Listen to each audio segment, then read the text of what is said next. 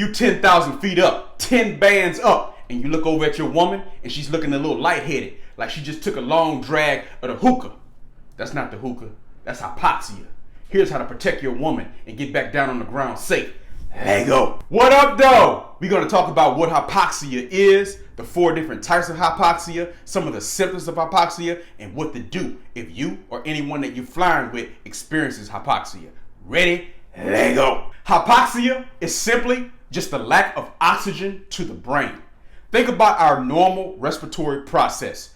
We have oxygen all around us that we're breathing. The oxygen goes into our body, it goes down to our lungs. From our lungs, it goes into our blood. From our blood to our heart, and then our heart pumps that oxygen to our brain. So that's the process. Outside, external oxygen goes into the lungs, lungs into the blood, blood into the heart, heart pumps it into the brain. That's how we work, that's how our bodies operate. Something along the way is being disrupted when hypoxia occurs and the oxygen is not making it to the brain.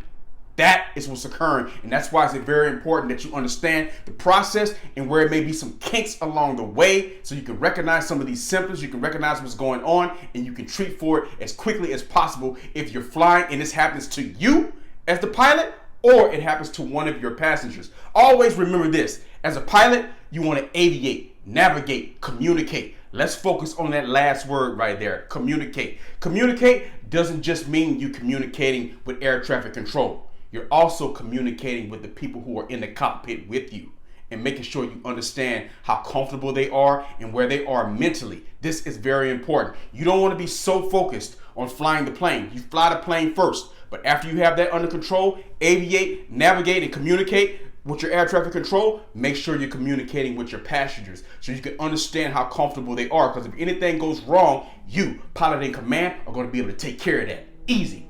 Light work. Let's get to it.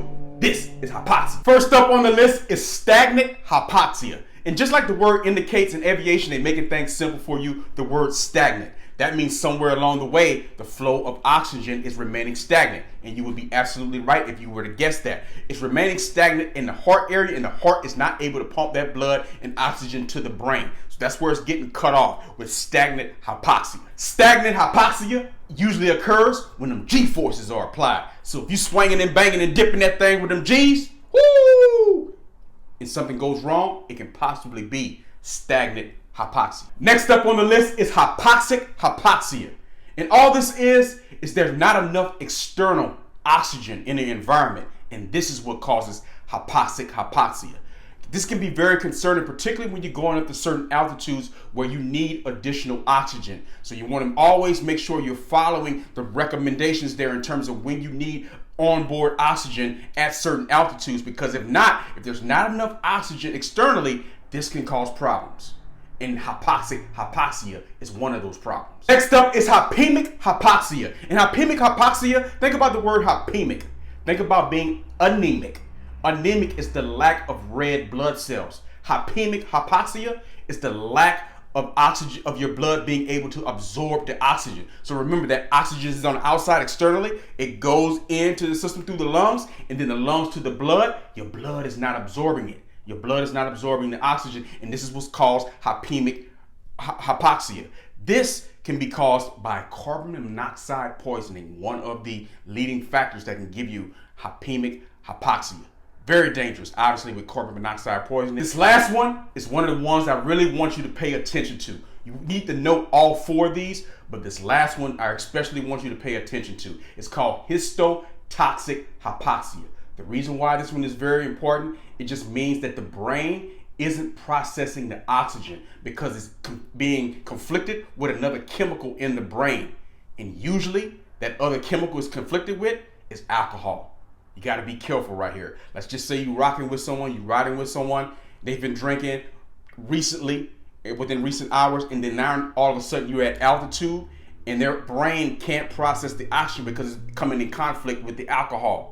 That can cause a problem. So you want to make sure you be able to recognize this as soon as possible so you can make the proper corrections for it. It's called histotoxic hypoxia. Some of the symptoms of hypoxia: restlessness, anxiety, headaches, dizziness, These are the kinds of things you always want to be paying attention to. That's why that aviate, navigate, communicate is more than just you and ATC. You're communicating with your passenger next to you or passengers, and you're making sure everyone's feeling comfortable. You don't want to see any sudden changes in character. You know your friends, you know your family just as well as anyone. So that person rocking in the seat next to you, you understand them. And if you see any sudden changes in behavior, you know what kind of person they are. They are usually a nice, calm, laid-back person, and all of a sudden they're getting very restless and a lot of anxiety, and they say they got a headache and dizziness. You understand that to immediately be able to recognize and diagnose that could possibly be hypoxia. I need to make myself aware of this and take action now. Also, too, we're not just talking about passengers here. Any of this stuff can happen to you as pilot in command. So if you feel yourself having a headache, feeling dizzy, feeling lightheaded, anxiety is setting in, and you know that you don't normally perform like that, you need to understand the situation as well and be able to take action. So don't just think about this is something that you watching everyone else. It can happen to anyone, including you flying the plane as pilot in command. Be able to recognize these symptoms and be able to take action. Once you understand your symptoms, that it happens to you once, you're going to be able to kind of recognize it anytime, because they're going to happen, those same symptoms, in the same exact order every time. So if you always, when you had hypoxia, you got a headache, then you became dizzy, then you became lightheaded and had anxiety, that same exact order is going to happen the next time you have hypoxia. So you make sure you want to understand that. It doesn't happen the same in everyone, but it happens the same way for each person every time they experience it. That's what you need to know about hypoxia. And most importantly, hypoxia and hyperventilation, the symptoms are almost identical. The rapid breathing, a lot of things. So you always want to treat for the worst, which is hypoxia. So instead of just treating for hyperventilation and trying to get someone to remain calm and slow down the rapid breathing, you want to treat for hypoxia, because that's the worst case scenario. And the treatment is, if you have someone who you think is experiencing hypoxia, or you are experiencing hypoxia, the treatment for that is you want to descend. You want to bleed off that altitude. No Band-Aid, one time, and get down to a lower altitude to make things better for them or for you. You can also use oxygen. If you happen to have oxygen on board your aircraft, you can use that as well to kind of make sure that pushing more oxygen into the system to make sure it gets to the brain. Because remember, hypoxia is the lack of oxygen to the brain. So by coming down in altitude, by using oxygen if you have it on board, these are the type of things that you can help treat hypoxia. Make sure you be safe and get to your destination. And this is how you save your woman if she's ever flying shotgun and she experiences hypoxia.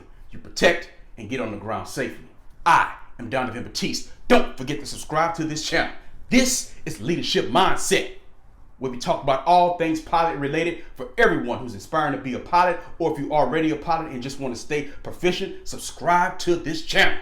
I'm Donovan Batiste. Don't forget to like, comment, subscribe, and share this video one time. Lego.